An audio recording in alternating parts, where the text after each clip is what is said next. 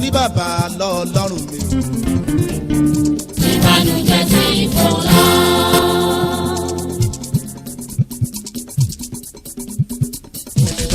mo ti bá lọ mo ti bá Jésù lọ olùbàdà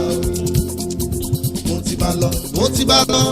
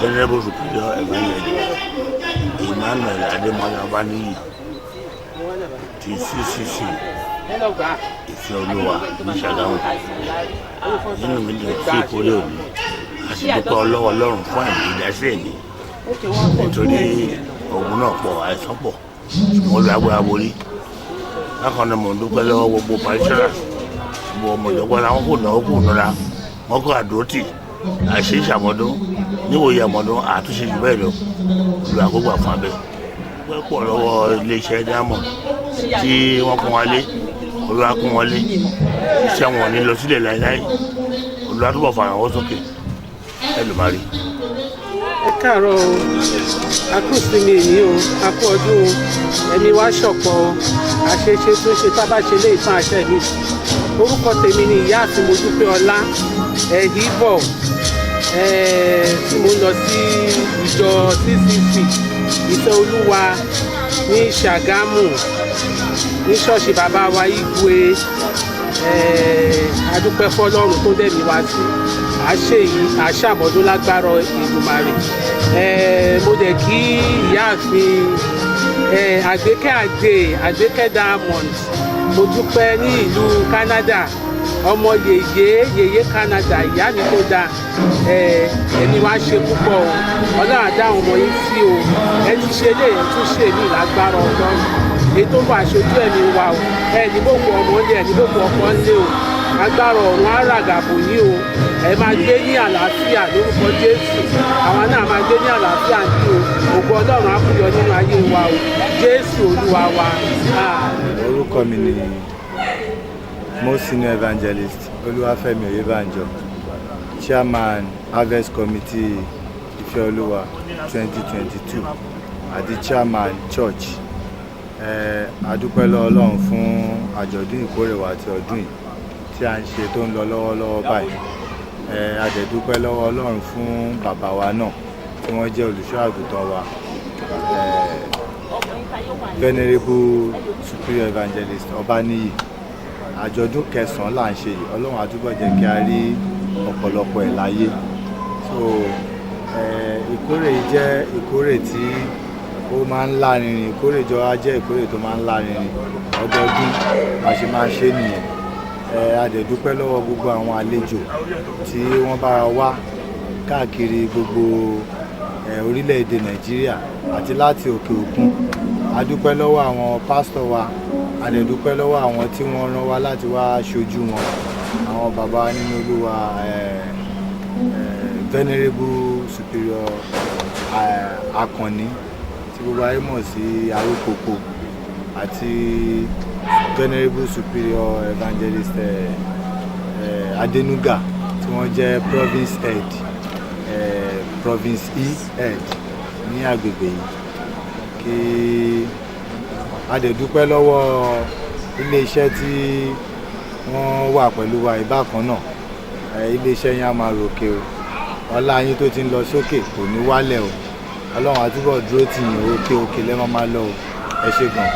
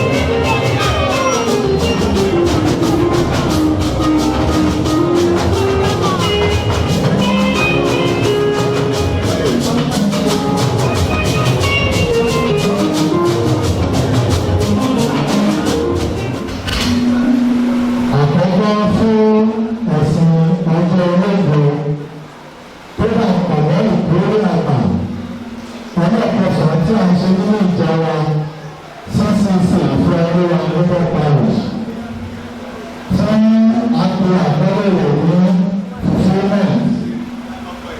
Ìyá ìwúwo ìròyìn Jẹ́nẹ́sísì orí kẹrin bẹ̀rẹ̀ kíkà láti ẹsẹ̀ kínní títí dé ìkẹrìnlá. Ádámù sì ní ó fa aya rẹ̀, ó sì lóyún, ó sì bí Kéènì, ó sì rí pé orí ọkùnrin kan gbà lọ́wọ́ Olúwa. Ó sì bí Ógónì arákùnrin rẹ̀. Ógónì á sì máa ṣe olùṣọ́ àgùntàn, ṣùgbọ́n Kéènì á máa ṣe alároko. Ó sì ṣe ní òpin ọjọ́ wọn nì tí Kéènì mú ọrẹ nínú èso ilẹ̀ tí Olúwa wá ẹsẹ̀ kẹrin àti Ógónì òun pẹ̀lú nínú àkọ́bí ẹran ọ̀sìn àti nínú àwọn tí ó sanra. Olúwa ti fẹ́ ní àti ọrẹ rẹ̀. Ṣùgbọ́n Kéènì àti ọrẹ rẹ̀ ni kò náání. Kéènì sì bínú gidigidi, ojú rẹ̀ sì rẹ̀wẹ̀sì. Olúwa sì bi Kéènì pé òun ṣe tí ìwọ fi bínú, òun ṣe tí ojú rẹ̀ sì rẹ̀wẹ̀sì. Bí ìwọ bá ṣe rere, ara kì yóò gba àlọ́ ọdún. Ìwọ kò bá sì ṣe rere, òun ṣe bí ẹnu ọ̀nà lọ́dọ̀ rẹ̀ ni ìfẹ́ rẹ̀ yóò máa fà sí. Ìwọ yóò sì máa ṣe alákòóso rẹ̀. Kéènì sì bá ẹgbẹ́ arákùnrin rẹ̀ sọ̀rọ̀. Ó sì ṣe nígbà tí wọ́n wà ní Ogun, Kéènì dìde sí ẹgbẹ́ arákùnrin rẹ̀, ó sì lù ú pa. Olúwa sì wí fún Kéènì pé níbo ni ẹgbẹ́ arákùnrin rẹ̀ wà? Ó sì wí pé èmi kò mọ̀, èmi kì í ṣe olùtọ́jú arákùnrin rẹ̀. Ẹsẹ̀ tó kẹ́yìn, ó sì wí pé kí ni láti mọ ẹ̀yọ̀ báwo ìbálòpọ̀ nípa wọn tó wọ́n tó lè síta àti bẹ́ẹ̀ lọ.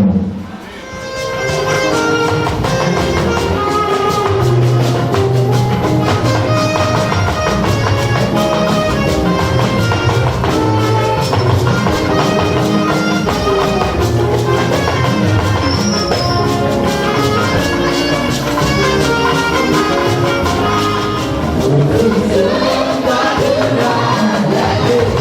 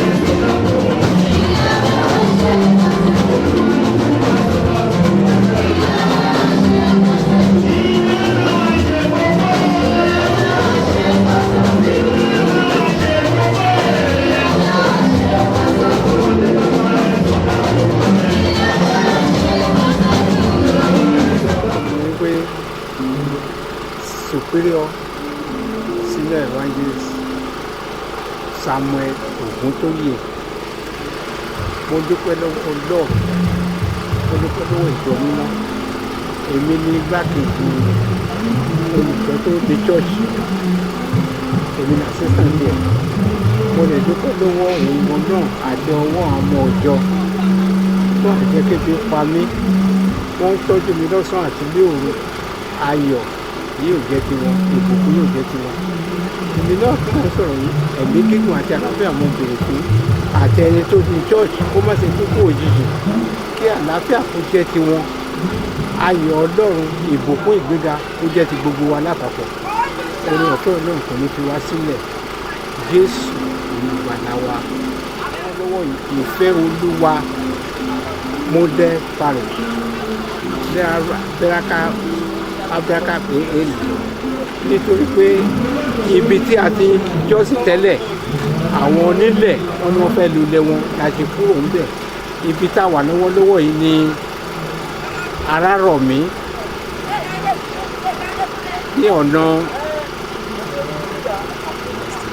ní ọ̀nà stadium, ní ọ̀nà Ìkẹ́nẹ́ opposite stadium la wà lọ́wọ́lọ́wọ́ báyìí. Ọdún kejì là ń ṣe lórí ilẹ̀ lọ́wọ́lọ́wọ́ pé Olúwa kó ràn wá lọ́wọ́ kó gbé ìjọ rẹ̀ ga, kó gbé orí kọ̀ọ̀kan wa ga. Àwọn tó ń ṣẹ̀sìn ń bẹ̀ kó Olúwa kó bùkún wọn nínú ẹ̀mí, kó bùkún wọn nínú ara. Oore ọ̀fẹ́ Ọlọ́run kò ní fi orí kọ̀ọ̀kan wa sílẹ̀. Àṣìṣọ́dún yìí ká ṣàmọ́dún. Jésù Olúwa wa. Mo dúpẹ́ lọ́wọ́ Ọlọ́run, ọmọ ìyá àjọ ní Canada. Mo dúpẹ́ ní ọwọ́ rẹ̀. Ilé-iṣẹ́ ẹ̀ ó máa gbèrú sí i o. Ó lọ ní ayọ̀, yóò padà wálé ní ayọ̀ àti àlàáfíà. Yóò di irú àti gba wá sílé o. Ìbùkún Ọlọ́run, ayọ̀ Ọlọ́run yóò wá rí o. Kò ní kú sọ́nà bí èéfín o. Ẹ̀mí gígùn, àlàáfíà tó Olúwa kó bá mi fi kẹ́ wọn. Ilé-iṣẹ́ náà kó máa gbèrú sí lọ́tùn àti ní òsì, níwájú àti ẹ̀yìn. Jésù Olúwa wa. Hallelujah, mo dúpẹ́ lọ́wọ́ gbogbo àwọn kọmitì ìkórè ọdún yìí tí wọ́n jẹ́ kójú kó ti ìjọ Ọlọ́run. Mo dúpẹ́ lọ́wọ́ bàbá wa Adémọ́lá Ọbáníyì tó jẹ́ olùdásílẹ̀ ìjọ yìí. Èmi ìyáàfin Ṣóbóyè ìjọ tí mo jẹ́ ní àwọn tíṣà Sunday school Ife-Oluwa model parish. So mo gbàdúrà ní orúkọ ti Jésù ọdún tó ń bọ̀ kó dùn kó lárinrin kó jù báyìí lọ. Mo dúpẹ́ lọ́wọ́ iléeṣẹ́ àwọn ọmọ ìyá ìjọ Berracadi. Ok, mo dúpẹ́ lọ́wọ́ wọn fún àdúró ti wà, ojú òní tì wọ́n o, àjọṣe pẹ́pẹ́ o. Ìfẹ́ Ọlọ́run á máa tẹ̀síwájú ní ayé wa o. Jésù Olúwa wa. Ní oṣù yìí, àwọn àgbà méjì àtúnjáde gẹ́gẹ́ bí èyí ṣe wá sí yìí lọ́wọ́lọ́wọ́. Àjẹ́ńtó ìjọ mẹ́ta péré ló fẹ́ ṣèkórè ní oṣù yìí. Ibi àkọ́kọ́ tí wọ́n sì fún mi níwèé rẹ̀ ní oṣù yìí kan náà. Adébúrẹ̀ ní ìkejì tí wọ́n ti kọ sínú ìwé ọwọ́ mi àti àwọn tó fẹ́ ṣèkórè bẹ́ẹ̀ official minister ẹ̀kẹta ní Ìbàdàn. Ìwé tó wà lọ́wọ́ mi fi yé mi wípé ní oṣù yìí kan náà ni ó sì ní àwọn aláṣẹ tí wọ́n gbé lọ rẹ̀ tí orúkọ rẹ̀ wà nínú ìwé tó wà lọ́wọ́ mi. Àgbẹ̀bọ̀ bàbá ní kí n sì ní bàbá tó wà ń bí. Bàbá ìwé lórí ìjọ yìí wọ́n ní kí n kí wọn lọ́pọ̀lọpọ̀. Ẹ̀ẹ́dẹ́gbẹ̀jì wọ́n ní kí n kí ìjọ Ọlọ́run lápapọ̀ àti gbogbo ẹni tí ó wá ṣe ìkórè nínú ìjọ wa model parish yìí. Wọ́n ní kí n kí yín lọ́pọ̀lọpọ̀ wípé ẹ kú iṣẹ́ Olúwa. Olúwa á sì sọ agbára yín dọ̀tun.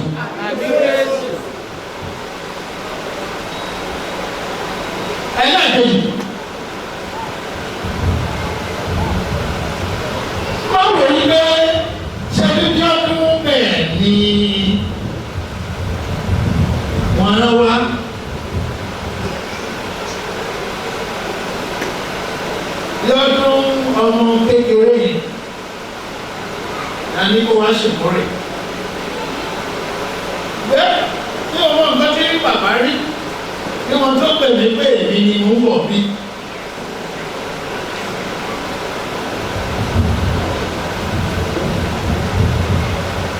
wọ́n sì gbàgbọ́ pé kí àlàáfíà àwọn kó lè máa bá ìkó yìí gbé ni wọ́n ṣe rán mi níṣẹ́ yìí.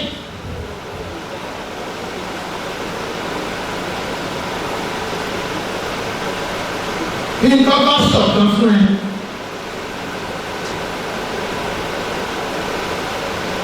bàbá ilé jẹ́ ẹnìkan tí wọ́n kò wọ́rì. bó o jókòó dáadáa. bó o jókòó ló fìdí lẹ̀. bó o jókòó ló pàṣẹ lọ́tẹ̀.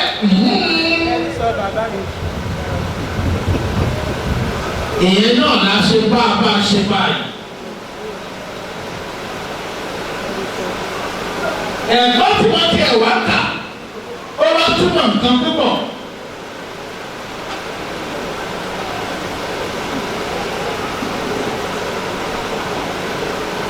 láti ẹ̀kan àwọn akọrin instrument ò ṣe sẹ́ẹ̀kì bọ̀rọ̀ bá a ṣe yí orí ẹ̀ láyé ìsàlẹ̀. ṣé àṣìṣe tó rẹ̀ ṣá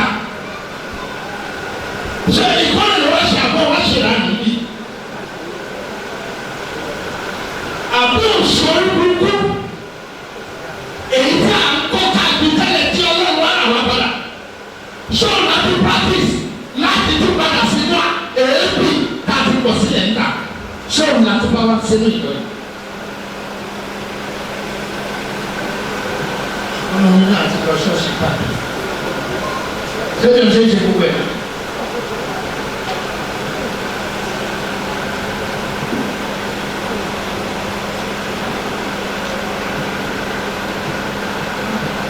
mo máa ń wo bàbá yìí torí pé tó máa ń ṣe ìwọ̀n tí mo máa ń ní adébúlẹ̀ inú mi máa ń dùn ní náà bàbá yìí àgbẹ̀ká yìí.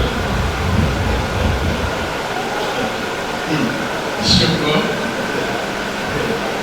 bá bàbá yìí lè ṣe dáadáa o ẹni ká lójú nínú ìlọ bẹ́ẹ̀ ṣe àti ìwà tí mo ní ọlọ́run bá mi ṣe kì í ṣe àwọn bàbá mi wá sí i oyin tí máa ń rò fún bá sọ̀rọ̀ mi dáa. ọlọ́run bá mi ṣe ló dé mi. wọ́n bá sọ oríṣiríṣi fún pásítọ̀.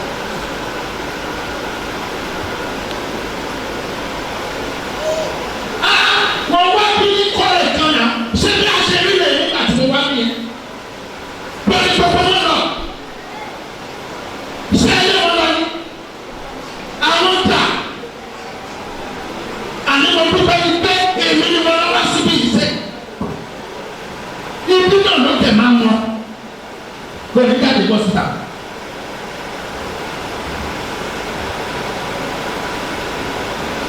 pásítọ̀ tí ẹ̀mí sọ̀rọ̀ wọ́n sọ fún mi wípé àwọn ẹni iṣẹ́ síbẹ̀ kó bá wọn sọ̀rọ̀ abẹ́rẹ́ ìpè wọn náà abẹ́rẹ́ owó ìkórè wọn ní ọ̀dọ̀ àwọn. mo wá mọ ẹ̀sáàmù tí wọ́n fẹ́ ṣe fún ìjọ yìí ẹ̀sáàmù ńlá ni o ẹ̀sáàmù ńlá ṣùgbọ́n màá kì í sọ torí pé ibi tí ìgbé ṣe lé kò gbọ́dọ̀ tẹ́ àgbà ti dé eré àtijọ́ tí wọ́n ń sáré ìsíyìn àgbà ti ń dé àbí bàbá yìí bẹ́ẹ̀ náà lọ́wọ́ àgbà yìí wọ́n sì tán bàbá yìí bẹ́ẹ̀ lọ́wọ́ rẹ̀ ẹ̀yẹ́ kó náà wà á dà dé ẹ̀yẹ́ kó náà wọ́n ti di lélẹ̀ ẹ̀rọ àgbọ̀ àwọn pẹ̀lúkọ̀ ìfira ìbàdàn wọn máa ń kọrí ní wọn ẹ̀kọ́ ìwé òde tí wọ́n kọ wọn ní ìpìlẹ̀ tí Jésù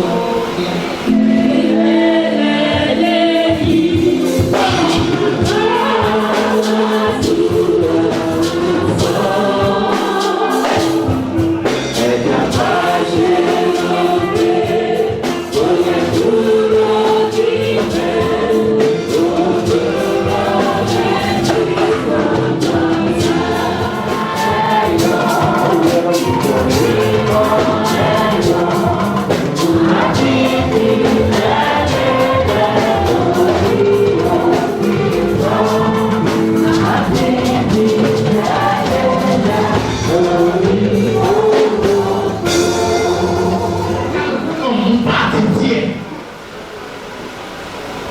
ẹlẹ́ran ti pẹran kalẹ̀ ó sì sọ bẹ́ẹ̀ wípé ẹ ṣe dáadáa káwọn tí ò tí ì wá bí wọn bá dé kí wọ́n lè rí lẹ̀ ẹ̀yìn ti pín ẹni mú tọ́jú lòun máa pa ẹ wá bẹ̀rẹ̀ ìjà ṣé ohun tí wọ́n bá wá ṣe nínú ìjọ iná nìyẹn bí kì bá ṣe pé olórí burúkú nìyẹn ṣé bí ọ̀rẹ́ wa kọ́ wá parẹ́ ni ọmọ ọ̀rẹ́ mi pé káyé ẹ̀kọ́ lè dára ní ọ̀ṣẹ̀ bẹ̀ sí ìjọ yìí ọ̀ṣẹ̀ wá débi ọ̀yàn ìwà tó dára kọ́ ìwà tó dára kí ọlọ́run tó pẹ́ onígbò ni kọ́ lè súre fún ìwà náà.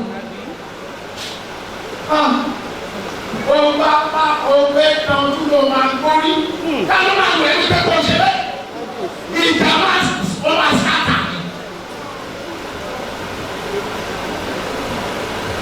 bẹ́ẹ̀ni ṣé kò ṣe ní tẹ́lẹ̀ nìyí ẹ̀jẹ̀ bí o ti ẹ̀kọ́ yà kan ó yẹ kí ebi lè ní ọba arọ ńkọ olúwa kò sí bẹ́ẹ̀ kò sí ilé.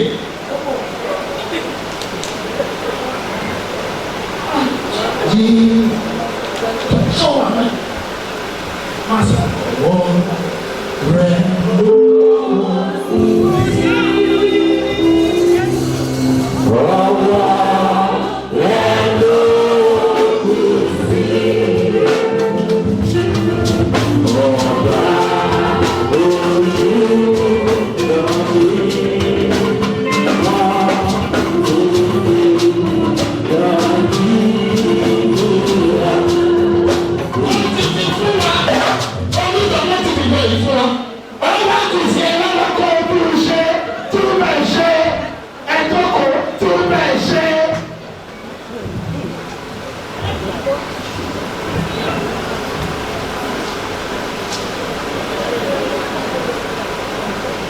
àwọn tí ń pe bàbá ìpè ìlú òkú wọn lè bá àwọn tó ṣe wọn tún fi sáì ní ju lẹ́yìn bàbá ìpè òsì dé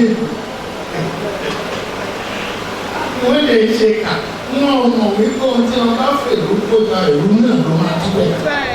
ó lè máa lẹ̀ nínú tó kẹ̀kẹ́ máa pín wàhálà yẹn tí wọ́n bá sọ bàbá ọ̀bá wọn pé tí wọ́n bá sọ̀rọ̀ nípa ohun tó jẹ́ ìkórè ó lè wú bí sọ̀rọ̀.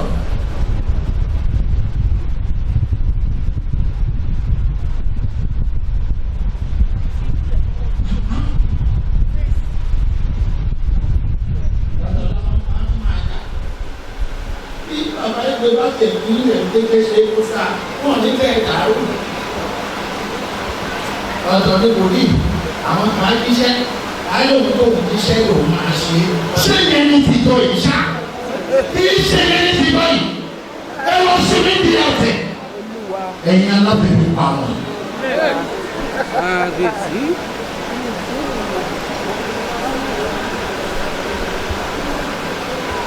ṣé àwọn tó dúró máa ń ṣe ẹwọ́ ẹ̀.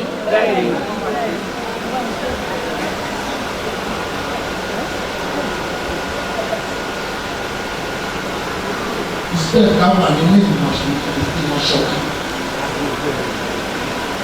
Ọ̀wá ń ṣe kó bá lè bàjẹ́ kó bàjẹ́. Tí ìwé bàbá ìwé tí kò bá tiẹ̀ sọ̀rọ̀, ṣé ìwé máa ń ka ọ̀rọ̀ ní ọ̀sẹ̀? Ọmọ ìgbẹ́ náà fọ́dọ̀ ọ̀rọ̀ ṣe ìlú ìwọ̀. Ẹ̀ńtà. Ìṣèlú. Bọ́ọ̀ bá ní pọ́blẹ́mù náà báwo ni ká ń ṣe mẹ́ta?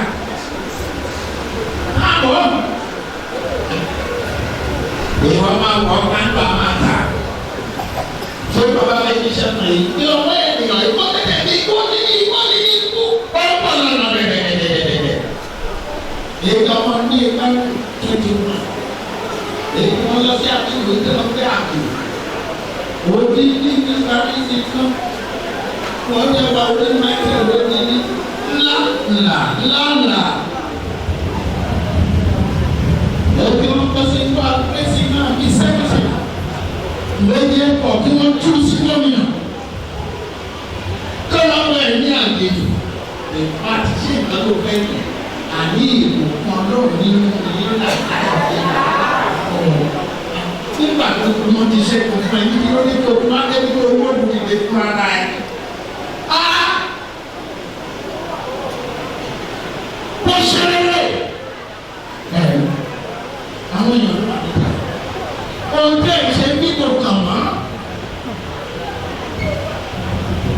wọ́n á kọrin wọ́n á lùlù fún yín àwọn nítorí ẹnu wọn lọ́rọ̀ nígbà tó jẹ́ ìwé tó lè gan àtàlẹ́ tí yẹn náà ṣe gan ó ti máa lọ wọ ẹ̀fẹ́ láti òun ẹ̀fẹ́ wá sọ fún kókó wọ́n máa ṣe ìkórè tó lé tó ní ìwà ṣe àtàlẹ́ ayọ̀ dé láti tó fi ti sọ̀rọ̀ kẹta bí àìmọ̀ kan fi sọ́ọ̀tì wà látàkọ́ra yín lọ́wọ́.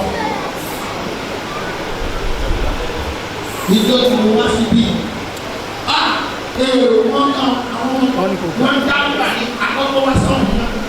Lóru ni wọ́n ṣàtúnṣe ṣé bẹ́ẹ̀ ṣe yẹn náà ṣe ṣe bẹ́ẹ̀ ṣá. Ṣé èyí tẹ̀ ṣe lọ́dún yìí ó rí bẹ́ẹ̀ ṣá?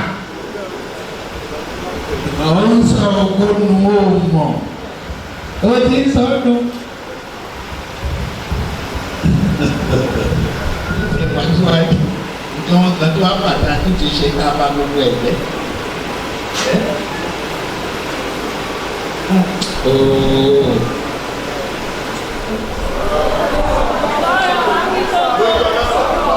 Kí o fẹ́ pàdánù ìwọ́n tí ó ń pè ní ìjọba àwọn yìí.